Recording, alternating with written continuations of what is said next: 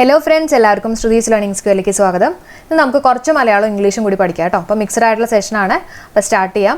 അപ്പുക്കിളി എന്ന കഥാപാത്രം ഏത് കൃതിയിലെയാണ്? ആൻസർ പറഞ്ഞോളൂ.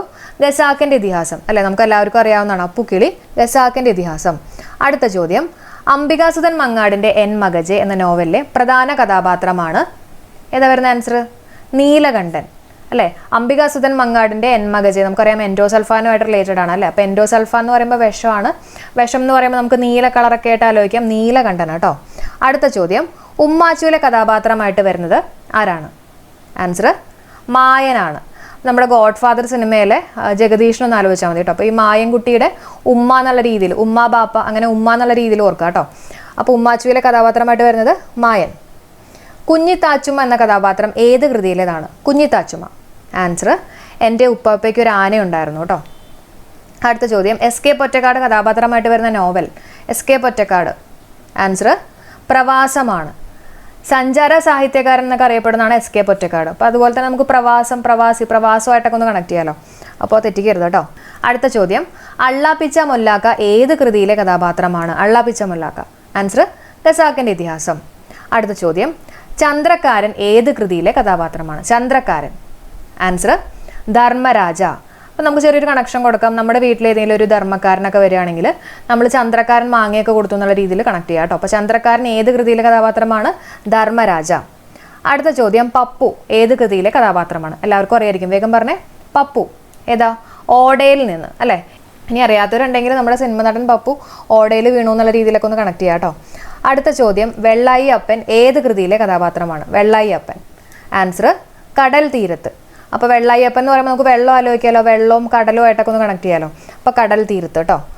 10ാമത്തെ ചോദ്യം, കുന്തൻ ഏത് നോവലിലെ കഥാപാത്രമാണ്? കുന്തൻ. ആൻസർ മരുഭൂമികൾ ഉണ്ടാകുന്നത്. അപ്പോൾ മരുഭൂമി ഡെസേർട്ട് എന്നൊക്കെ പറയുമ്പോൾ അവിടെ ഇങ്ങനെ ചെടികൾ ഇങ്ങനെ കുന്തം പോലെയാണ് നിൽക്കണേ എന്നുള്ള രീതിയിൽ ആലോചിക്കാം. അപ്പോൾ കുന്തൻ ഏത് നോവലിലെ കഥാപാത്രമാണ്? മരുഭൂമികൾ ഉണ്ടാകുന്നത്. അടുത്ത ചോദ്യം നോക്കാം, സൂര്യ നമ്പൂതിരിപ്പാട് ഏത് കൃതിയിലെ കഥാപാത്രമാണ്? ആൻസർ ഇന്ദുലേഖയാണ്.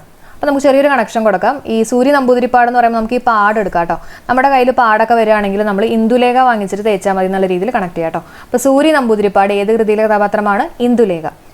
അടുത്ത ചോദ്യം നോക്കാം, പൂഞ്ചോല കരയച്ചൻ എന്ന കഥാപാത്രം ഏത് കൃതിയിലേതാണ്?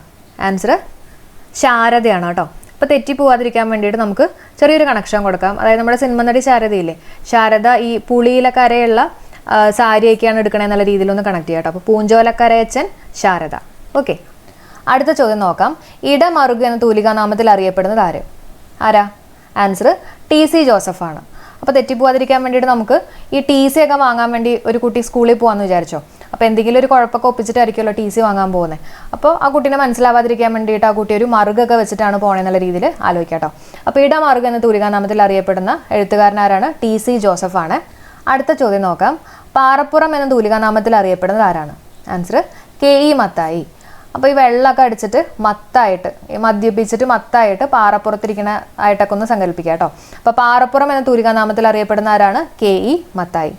അടുത്ത ചോദ്യം, അഭയദേവ് എന്ന തൂലികാനാമത്തിൽ അറിയപ്പെടുന്ന സാഹിത്യകാരൻ ആരാണ്? ആൻസർ അയ്യപ്പൻ പിള്ള അല്ലേ. നമുക്ക് എന്തെങ്കിലും അഭയത്തിനൊക്കെ വേണ്ടിയിട്ട് നമ്മൾ അയ്യപ്പനെ വിളിക്കും എന്നുള്ള രീതിയിൽ കണക്ട് ചെയ്യാം കേട്ടോ. അയ്യപ്പൻ പിള്ളയാണ്. കേരള തുളസിദാസൻ എന്നറിയപ്പെടുന്നത് ആരാ? ആൻസർ വെണ്ണിക്കുളം ഗോപാലകുറുപ്പ്. കേരള തുളസിദാസൻ, തുളസിയാണ്. അപ്പോൾ തുളസിയൊക്കെ ഉണ്ടാവുന്നത് കുളത്തിൻ്റെ അരികിലാണെന്നുള്ള രീതിയിൽ കണക്ട് ചെയ്യാം കേട്ടോ. വെണ്ണിക്കുളം ഗോപാലകുറുപ്പ്. അടുത്ത് നമുക്ക് കുറച്ച് ഇംഗ്ലീഷ് നോക്കാം. സിനോണിംസ് ആണ്. റെബ്യൂക്കിൻ്റെ മീനിങ് എന്താ വരുന്നത്? ആൻസർ ക്രിറ്റിസിസം ആണ്. അപ്പോൾ തെറ്റാതിരിക്കാൻ വേണ്ടിയിട്ട് നമ്മൾ ഈ റീബുക്ക് എന്നുള്ള രീതിയിൽ ആലോചിക്കുക കേട്ടോ. നമ്മൾ എന്തെങ്കിലുമൊക്കെ ബുക്ക് ചെയ്തിട്ട് വീണ്ടും ബുക്ക് ചെയ്യുകയാണ്, അങ്ങനെയാണെങ്കിൽ നമുക്ക് എവിടെന്നെങ്കിലൊക്കെ ഒരു ക്രിറ്റിസിസം, ചീത്തയൊക്കെ കേൾക്കും എന്നുള്ള രീതിയിൽ ആലോചിക്കുക കേട്ടോ. അപ്പോൾ റെബ്യൂക്കിൻ്റെ സിനോണിം എന്താണ്? ക്രിറ്റിസിസം ആണ്. അടുത്ത ചോദ്യം, സ്കെപ്റ്റിക്കൽ എന്ന് പറഞ്ഞാൽ ഡൗട്ട്ഫുൾ ആണ് കേട്ടോ. ഡൗട്ട്ഫുൾ ആണ്. അപ്പോൾ സ്കെപ്റ്റിക്കൽ എന്നൊക്കെ പറയുമ്പോൾ അതിനകത്തൊരു C എഴുതണമെന്നൊക്കെ നമുക്കൊരു ഡൗട്ട് ആയിരിക്കുമല്ലോ. അങ്ങനെയും വേണമെങ്കിൽ ആലോചിക്കാം. സ്കെപ്റ്റിക്കൽ എന്ന് പറഞ്ഞാൽ ഡൗട്ട്ഫുൾ ആണ്. അടുത്ത ചോദ്യം, അഗാസ്റ്റ് എന്ന് പറഞ്ഞാൽ ആൻസർ ഷോക്ക്ഡ് ആണ്. ഷോക്ക്ഡ്. ഓക്കെ. അഗാസ്റ്റ് എന്ന് പറയുമ്പോൾ നമുക്ക് എ ഗോസ്റ്റ് എന്നുള്ള രീതിയിൽ എടുക്കാം കേട്ടോ. A ghost. ഓക്കെ. അപ്പോൾ ഗോസ്റ്റിനെ കണ്ടു കഴിഞ്ഞാൽ നമ്മൾ ഷോക്ക്ഡ് ആയിരിക്കുമല്ലോ. അപ്പോൾ അങ്ങനെ ഒന്ന് കണക്ട് ചെയ്യാം.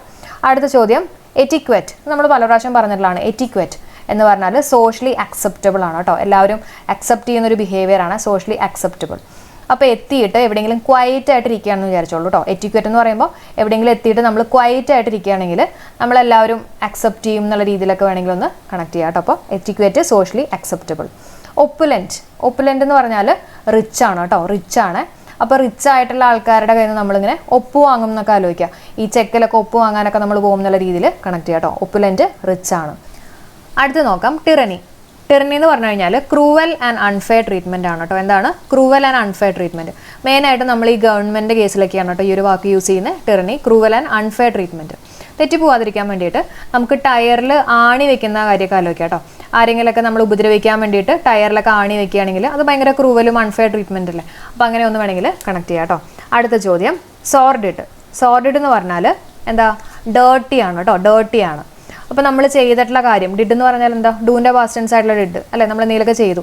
അതിനെ സോറി പറയണത് എപ്പോഴായിരിക്കും? നമ്മൾ എന്തെങ്കിലും ചീത്ത കാര്യം ചെയ്യുമ്പോഴായിരിക്കും അല്ലേ, ഡേർട്ടി കാര്യം. അപ്പോൾ അങ്ങനെ നമുക്കൊന്ന് കണക്ട് ചെയ്യാം. സോർഡിഡ് എന്താണ്? ഡേർട്ടി ആണ് കേട്ടോ, ഡേർട്ടി. അടുത്ത് നോക്കാം സൈക്കോഫെൻ്റ്. സൈക്കോഫെൻ്റ് എന്ന് പറഞ്ഞാൽ എന്താ? ഫ്ലാറ്റർ ആണ്, അതായത് മുഖസ്തുതിക്കാരൻ, പൊങ്ങച്ചക്കാരൻ എന്നുള്ളൊരു മീനിങ് ആണ് കേട്ടോ സൈക്കോഫെൻ്റ്. അപ്പോൾ എങ്ങനെ ആലോചിക്കുന്നത്? സൈക്കോഫെൻ്റ് എന്ന് പറയുമ്പോൾ നമ്മുടെ ഒരു ഫ്രണ്ടിനെ ആലോചിക്കാം അല്ലേ, കുറച്ച് സൈക്കോ ആയിട്ടുള്ളൊരു ഫ്രണ്ടിനെ ആലോചിക്കാം കേട്ടോ. എവിടെ? ഫ്ലാറ്റിലുള്ള ഏതെങ്കിലും ഒരു സൈക്കോ ആയിട്ടുള്ള ഫ്രണ്ടിനെ ഓർത്താൽ മതിയെ. അപ്പോൾ ഫ്ലാറ്റർ എന്നുള്ളത് നമുക്ക് കണക്ട് ചെയ്യാൻ പറ്റും, മുഖസ്തുതിക്കാരനാണ് കേട്ടോ. അടുത്ത ചോദ്യം നോക്കാം. A person who knows many languages. ഒരുപാട് ലാംഗ്വേജസ് അറിയാവുന്ന ഒരാളെ നമ്മൾ എന്താ പറയുക? ആൻസർ പോളിഗ്ലോട്ട് ആണ് കേട്ടോ. പോളി എന്ന് പറഞ്ഞാൽ നമുക്കറിയാലോ മെനി എന്നുള്ളൊരു മീനിങ്ങാണ്. പോളിമർ, പോളിഗൺ എന്നൊക്കെ നമ്മൾ പഠിച്ചിട്ടുള്ളതല്ലേ, അതുപോലെ തന്നെ പോളിഗ്ലോട്ട്. അടുത്ത ചോദ്യം murder of a king. Murder of a കിങ്ങിന് എന്താ പറയുക? ആൻസർ റെജിസൈഡ് ആണ് കേട്ടോ, റെജിസൈഡ്. അപ്പോൾ കിങ് രാജി വെച്ചില്ലെങ്കിൽ, രാജി വെച്ചില്ലെങ്കിൽ കൊന്നുകളയും എന്നുള്ള രീതിയിൽ കണക്ട് ചെയ്യാം. ഓക്കെ, അപ്പോൾ നമ്മുടെ ക്ലാസ് ഇവിടെ വെച്ച് വൈൻഡ് അപ്പ് ചെയ്യാണ്. അപ്പോൾ നമ്മൾ കുറച്ച് ഇംഗ്ലീഷും കുറച്ച് മലയാളം കൂടി മിക്സ് ചെയ്തിട്ടുള്ള ഒരു സെഷനായിരുന്നു ചെയ്തിരുന്നത്. ഈ ഒരു ക്ലാസ് നിങ്ങൾക്ക് യൂസ്ഫുൾ ആയി തന്നെ പ്രതീക്ഷിക്കുകയാണ്. യൂസ്ഫുൾ ആയിട്ടുണ്ടെങ്കിൽ തീർച്ചയായിട്ടും ഒന്ന് കമൻറ്റ് ചെയ്യാം കേട്ടോ. അതേപോലെ തന്നെ നിങ്ങളുടെ ഫ്രണ്ട്സ് ഒക്കെ ഉണ്ടെങ്കിൽ ഒന്ന് പറഞ്ഞേക്കാം, നമ്മൾ ഇതേപോലെ മിക്സഡ് ആയിട്ടുള്ള സെഷൻ ചെയ്യണം എന്നുള്ള കാര്യമൊക്കെ ഒന്ന് പറഞ്ഞേക്കുക. അതുപോലെ തന്നെ നമ്മുടെ ചാനൽ സബ്സ്ക്രൈബ് ചെയ്യാതെ കാണുന്ന ആൾക്കാരാണെങ്കിൽ ക്ലാസ് യൂസ്ഫുൾ ആയിട്ട് തോന്നിയിട്ടുണ്ടെങ്കിൽ തീർച്ചയായിട്ടും സബ്സ്ക്രൈബ് ചെയ്യുക. നോട്ടിഫിക്കേഷൻസിൽ ഓൾ കൊടുക്കാൻ മറക്കണ്ട കേട്ടോ. അപ്പോൾ നമുക്ക് നാളെ കാണാം. എല്ലാവർക്കും ബൈ.